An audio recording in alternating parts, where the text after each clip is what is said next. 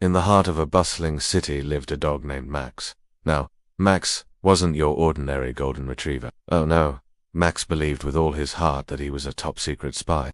You might be wondering, why did he think he was a spy? One day, his owner, a goofy guy named Dave, was on the phone, and he leaned in close and whispered into it. And Max, being the ever-curious dog that he was, barked. Now, Dave thought that was hilarious, and from that day on, whenever he pretended to be a spy, Max would bark in response. So you can imagine Max's excitement when one day, while chasing his arch-nemesis, a bushy-tailed squirrel, he stumbled upon a real-life spy operation. Yes, right behind that bush were two men in trench coats, whispering to each other and exchanging envelopes. If you've seen enough spy movies, you know that the classic move is to roll around in the dirt, and Max, being the good dog that he was, took this very seriously.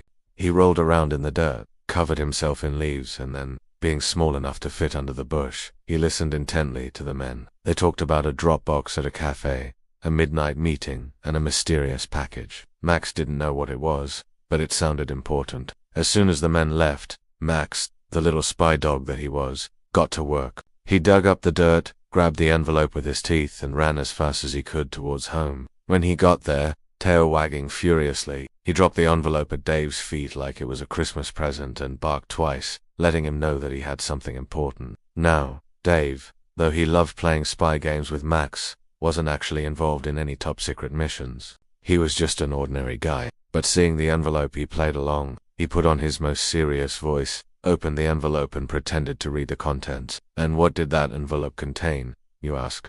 Well, blueprints for a new coffee shop. Turns out the men weren't spies at all, just architects discussing their latest project. Still, Dave and Max had a lot of fun with their little game, and from that day on, Max became known as the dog who thought he was a spy. He even got a tiny badge that said Canine Security Consultant, and everyone in town, including the local dogs, knew that if they needed help, all they had to do was ask Max. Not only did he get a lot of belly rubs and treats, but he also got free treats everywhere. Yeah, that's right. Max the spy dog, who wasn't really a spy, but played one in real life, was officially a local hero.